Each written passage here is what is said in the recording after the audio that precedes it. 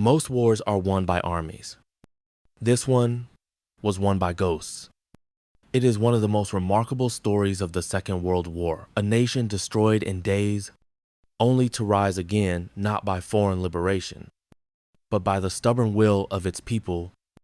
In April of 1941, Yugoslavia ceased to exist as a sovereign state, crushed under the weight of the Axis war machine. The kingdom was dismembered and divided, its people cast under the iron boots of German, Italian, Hungarian, and puppet Croatian occupiers.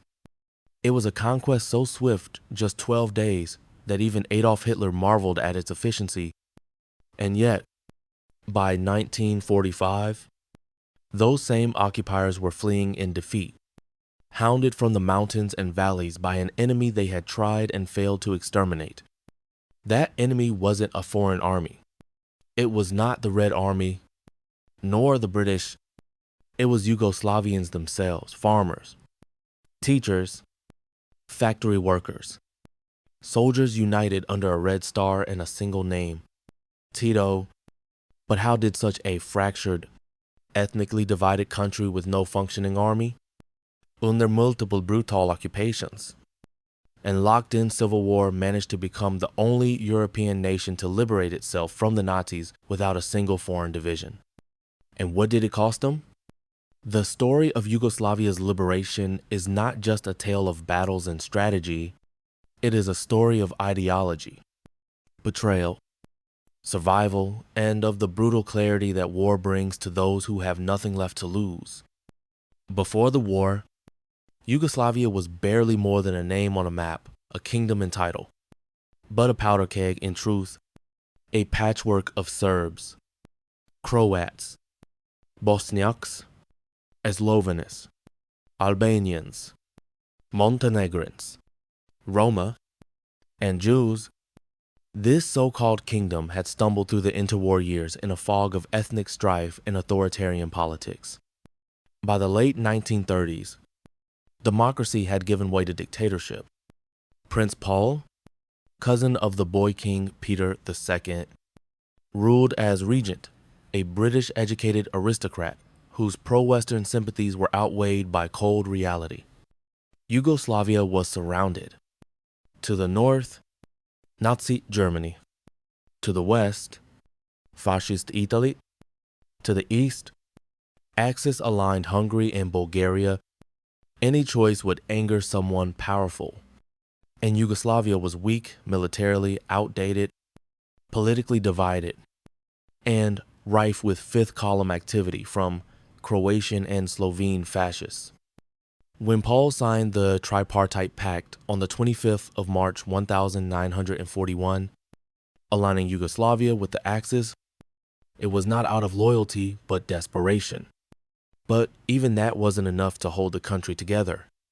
Just 2 days later, the Serbian-led officer corps staged a coup, deposing Paul and placing the 17-year-old Peter II on the throne. It was a nationalist act, one meant to signal resistance to Hitler, but for the Führer, it was a personal insult. And insults demanded punishment. On the 6th of April 1941, Germany launched Operation 25. Luftwaffe bombers flattened Belgrade. German panzers stormed across the borders from 4 directions. Hungary and Italy joined the fray within days. The Yugoslav army never stood a chance. Outgunned, uncoordinated, and still half mobilized, it crumbled in less than 2 weeks. Over 200,000 soldiers were captured. Belgrade fell by the 13th. The government surrendered unconditionally on the 18th of April. By May, Yugoslavia was gone, replaced by puppet states and occupation zones. Serbia was under direct German rule. Croatia was handed to the Ustaše, a Croatian fascist movement led by Ante Pavelić, whose genocidal ambitions would soon rival the SS. Italy took the coast. Hungary seized the north. And King Peter II, now a symbol without a throne, fled to London, never to return. But from the ashes of that swift defeat, something stirred. In the highlands of Bosnia and Serbia, shattered remnants of the Royal Yugoslav army regrouped. One of their commanders, Colonel Draža Mihailović, began organizing a guerrilla resistance, later known as the Chetniks. Royalist in name, Serbian in base, and nationalist in outlook, Mihailović still saw himself as loyal to the exiled king. But he wasn't alone. In the cities and factories, another man had a different vision. Josip Broz Tito, a communist, a veteran of the Spanish Civil War, and a man of steel, Will saw opportunity in chaos. While Mihailović hoped to preserve the kingdom, Tito sought to reinvent it. He dreamed of a federal, socialist Yugoslavia, united not by monarchy, but by revolution. Two visions, two resistances, one occupied country. At first, the Germans dismissed them both. They expected no serious resistance. But when Tito's partisans began sabotaging railways and assassinating officers, the occupiers responded with unimaginable brutality. For every German soldier killed, 100 civilians were to be executed. Tito turned this terror into strategy. He offered villagers a stark choice: join us or die anyway. It worked. Entire communities defected overnight. Fear became recruitment. The dead became banners. By late 1941, Tito's forces had captured the town of Ujite and proclaimed the Republic of Ujite the first liberated territory in occupied Europe. It didn't last long. The Germans responded with overwhelming force, but the idea had been planted. Liberation was possible, and Tito would not be stopped. The Republic of Užice fell within weeks. As German troops surged into western Serbia in the autumn of 1941, the fragile alliance between Tito's partisans and Mihailović's Chetniks collapsed. What had begun as an uneasy cooperation disintegrated into open civil war. For Mihailović, the enemy was not only Germany, it was communism. And for Tito, any accommodation with collaborators, even for the sake of unity, was betrayal. The Chetniks withdrew their support from partisan campaigns. In some regions, they stood aside and allowed the Germans to crush communist strongholds. Elsewhere, they actively fought the partisans themselves. By the end of 1941, Yugoslavia was not only occupied, it was at war with itself. From the British government in exile, both resistance leaders made appeals for recognition, but the lines were blurred. Allied intelligence was flooded with contradictory reports. Were the Chetniks really resisting, or simply waiting for the Axis to crumble? Were Tito's communists a threat to post-war order, or the only ones still fighting? In London, Churchill hesitated. But on the ground, the truth became harder to ignore. Tito moved operations to Bosnia, using the rugged terrain to regroup and expand. His movement had a secret weapon: ethnic inclusivity. While the Chetniks remained rooted in Serbian nationalism, Tito actively recruited from across Yugoslavia's mosaic: Croats, Bosniaks, Slovenians, even disillusioned Montenegrins, all found a place in the partisan ranks. This wasn't just moral, it was strategic. The Ustash AIDS campaign of genocide against Serbs, Roma, and Jews in Croatia was driving people into the arms of anyone who could protect them. Ante Pavelić's fascist regime had begun a campaign of slaughter so brutal, even the Germans were disturbed. Concentration camps like Jasenovac became sites of unspeakable horror. In retaliation, Tito's men fought not only to survive, but to avenge. Then came 1942. German reprisals intensified. Entire villages were torched. Civilians were rounded up and machine gunned. But still, the partisans struck back, raiding convoys, ambushing patrols, seizing weapons. They weren't winning yet, but they were learning. Then, in early 1943, the Axis powers launched Case White, a massive operation to crush the partisans once and for all. Over 90,000 German, Italian, and Croatian troops swept through Bosnia. Mihailovic's Chetniks aided them in several areas, hoping to destroy Tito's growing power. The partisans, outnumbered nearly 5-1, fought back with cunning and desperation. In the Battle of the Neretva, Tito ordered the destruction of a key bridge to stall the Axis advance, only to rebuild it under fire and force a miraculous crossing. Thousands escaped. The Germans were furious. They regrouped, and a few months later came Case Black, a second hammer blow with 120,000 troops. This time, they nearly succeeded. Tito himself was nearly killed in the Battle of Sutjeska, encircled, outgunned, and wounded. He fled through the mountains with his closest commanders. The losses were staggering. Over 6,000 partisans died and many wounded were massacred. But the movement survived. Something remarkable happened next. In September 1943, Italy surrendered to the Allies. Suddenly, 17 Italian divisions in Yugoslavia found themselves leaderless, and many chose not to resist. Some even joined the partisans. Others surrendered their weapons without a fight. In a single stroke, Tito's forces captured tens of thousands of rifles, machine guns, mortars, and artillery pieces. The partisans were no longer lightly armed guerrillas. They were becoming a real army. And the British noticed.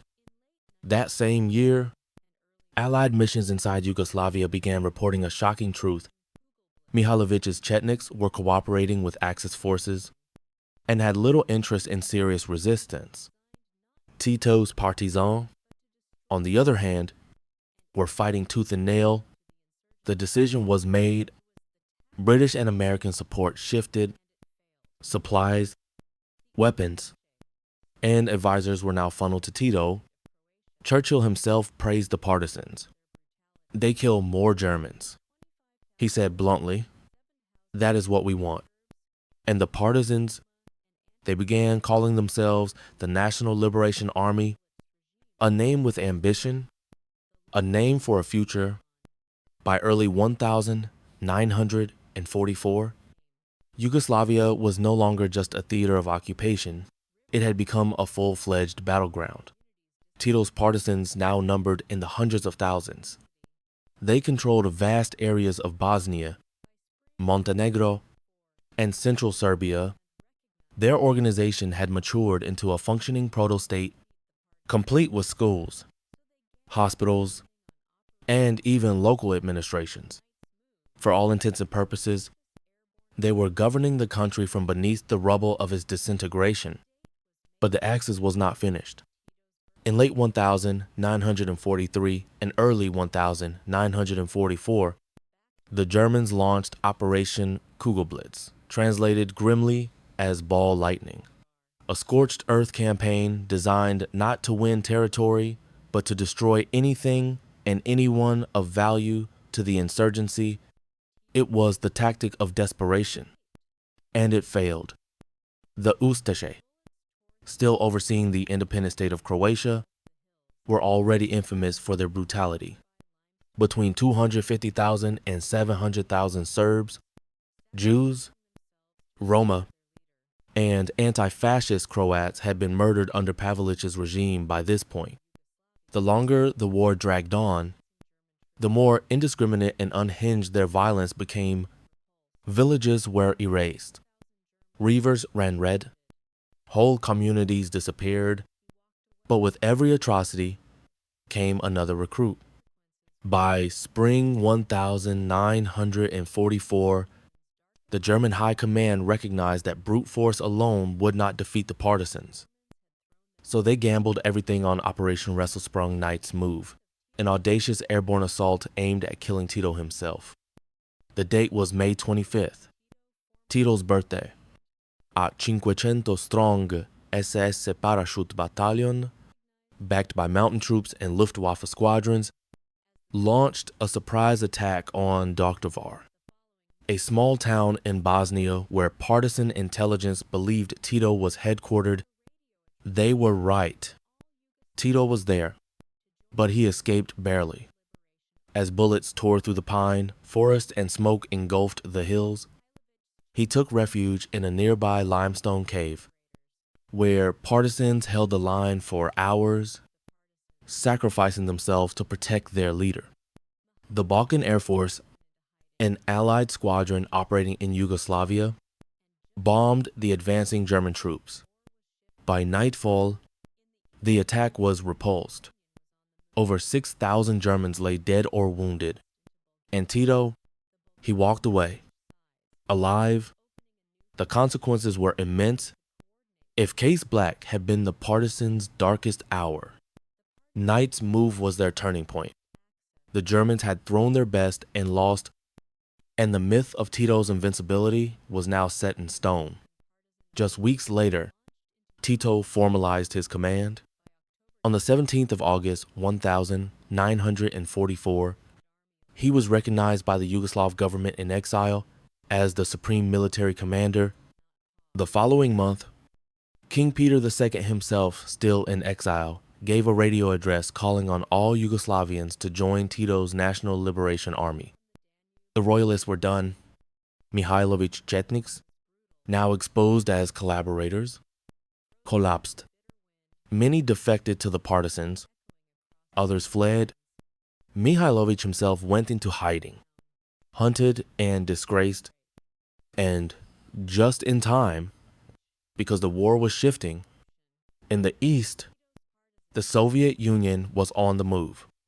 As the Red Army advanced into Bulgaria, the Bulgarians switched sides, opening a new front through which Tito could coordinate with Moscow.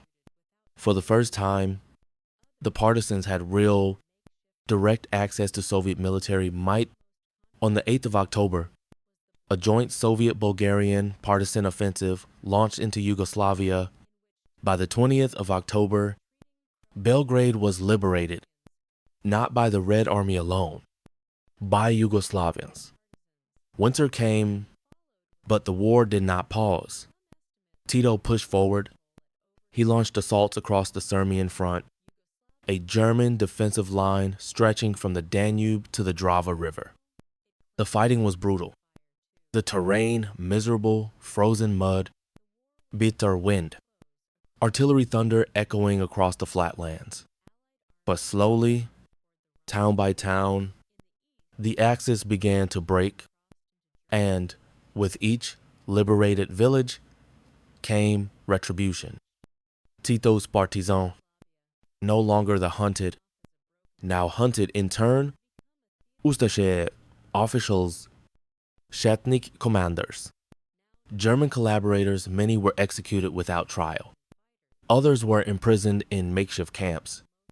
Among the most controversial events was the Bleiburg repatriations in May 1945, in which tens of thousands of retreating Croat fascists and civilians who had surrendered to the British were handed over to the partisans. What followed was a purge. Some estimates placed the death toll at over 30,000. Yugoslavia had fought for its liberation with fire, and now it cleansed itself with fire. 2. By early 1945, the war was drawing to a close across Europe. In the west, Allied armies were racing toward the Rhine. In the east, Soviet tanks had crossed into Germany itself. But in the Balkans, the war still raged, and Yugoslavia, long written off as a broken state, had become a theater of ambition and vengeance. Tito's partisans, now numbering more than 700,000 fighters, had evolved into one of the most powerful non-state militaries of the entire war. They possessed artillery, captured tanks, motorized divisions, and a sprawling network of local support. They no longer needed to hide. They no longer needed the Allies. And in truth, they no longer asked permission. With Belgrade liberated, Tito set his sights westward toward Croatia, where the crumbling fascist regime of Ante Pavelić still clung to its blood-soaked pseudo-state. The independent state of Croatia, created by Hitler and Mussolini, had long since become a charnel house of genocide and madness. Now it would be erased from the map. In March 1945, partisan units assaulted the Sirmian front once more. German forces, already demoralized and stretched thin by other fronts, found themselves encircled. Desertions increased. Entire units collapsed under the weight of partisan guerrilla attacks and artillery bombardment. As the Axis lines crumbled, Pavelić Ustaša made a final attempt to hold Zagreb, but the city was already fractured from within. Civilian resistance had begun, infrastructure had been sabotaged, and pro-communist cells were preparing for Tito's arrival. In April, the final offensive was unleashed. Sarajevo fell. Zagreb fell. The independent state of Croatia ceased to exist, and as Axis forces began retreating in all directions, one final stand unfolded in the forests and plains of Slovenia, the Battle of Poljana. It was May 14th. Germany had already surrendered, but 30,000 soldiers, including Wehrmacht holdouts, Ustaša remnants, and Chetnik fugitives, attempted to flee westward, hoping to reach British forces in Austria. Tito's partisans cut them off. The battle was swift and final. Surrounded and exhausted, the Axis column was broken. When British tanks finally arrived, they accepted the surrender of the German regulars, but turned over the collaborators to Tito. What followed was the beginning of the end. Tito's Yugoslavia had emerged from the wreckage of war victorious, independent, and irrevocably changed. At least 1 million people had died from air raids, massacres, battles, starvaton, and purges. Cities had been leveled, villages burned, entire ethnic group decimated. The population was broken, scattered, grieving. But for the first time in its history, Yugoslavia was no longer ruled by foreigners, monarchs, or occupation regimes. It ruled itself. Tito, now hailed as Marshal Tito, formed the Provisional Government of Democratic Federal Yugoslavia, and within a year, abolished the monarchy altogether. King Peter II, who had once been the symbol of national hope, died in exile in Denver, Colorado, in 1970. Never having returned home, Draža Mihailović, once a darling of the Allies, was captured in 1946, tried for treason and collaboration. He was executed by firing squad, a cautionary tale of nationalist ambition overtaken by revolution. And Tito, he reigned until 1980. In the years that followed the war, Tito walked a line no other leader managed. He broke with Stalin and charted a non-aligned course. He balanced the East and West, hosting Khrushchev 1 month and Nixon the next. Yugoslavia, once a battlefield, became a symbol of unity and defiance until the pressures that had once nearly destroyed it came roaring back with a vengeance in the 1990s.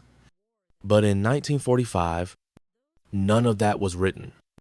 There was only silence, burned towns, mass graves, celebrations marked by the absence of the dead, and the eerie realization that the most successful resistance movement of World War II had been waged not by armies, nor by governments in exile, but by villagers, miners, factory workers, teachers forged by desperation and united by force. It is easier to make war than to make a nation. Those were the words of Georges Clemenceau in the aftermath of the First World War. But in Yugoslavia, the opposite seemed true. The war had made a nation, or at least the illusion of one. From 1941 to 1945, the partisans had fought off the most powerful military coalition in history, survived 7 major Axis offensives, and done what no other European resistance ever managed. Liberated their own land without the marching boots of a foreign army leading the way. But what kind of Yugoslavia had they created? One bound by shared trauma, or one waiting to fall apart again? In the glow of victory, Tito's new state, the Socialist Federal Republic of Yugoslavia, looked strong. It was multi-ethnic, federal, and technically democratic. It promised brotherhood, unity, and peace. And for decades, it worked. Tito's cult of personality helped suppress the nationalisms that had torn the kingdom apart. The horrors of the war, the genocides, the betrayals, the civil war were buried beneath layers of silence and national myth-making. Children were taught about the heroism of the partisans. Streets were named after Tito. Statues rose in every republic. But memory doesn't forget. And history doesn't forgive. In time, cracks began to show. The ethnic tensions that had once splintered the kingdom were never truly resolved, only frozen in place by force of personality and shared fear. After Tito's death in 1980, the structure he had held together began to dissolve. By the 1990s, nationalism returned with a vengeance. So too did the ghosts of the war. The same regions that had once seen joint resistance now witnessed neighbor murdering neighbor. Bosnia, Croatia, Serbia, names that had once marched together under one banner were now etched in blood again. The Yugoslav partisan victory of World War II was not just a military triumph, it was a moment of possibility. For 4 brief decades, a united Southern Slavic federation stood independent, sovereign, and at peace with itself. And yet, in the end, the old fractures returned. Was it inevitable? Was the communist victory simply a pause in an ancient struggle? Or was it proof that even the most bitter enemies under fire, under pressure, with nothing but hunger and hope, could, for a moment, fight together?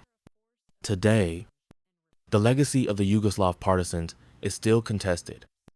To some, they are freedom fighters, warriors who drove out the Nazis and gave birth to a self-liberated country. To others, they are a force of revenge and repression, whose purges and silences left scars as deep as those they claim to heal. But perhaps the truth lies in both. Yugoslavia was forged in fire, its liberation a miracle, its survival a question still unanswered, and like all nations born in blood, its story asks a question that echoes through history. Can unity born in war survive the peace that follows? If this documentary moved you, or made you see World War II in a new light, consider subscribing to Legacy Files, where history is never forgotten, and where every story still echoes in our present. Thank you for watching.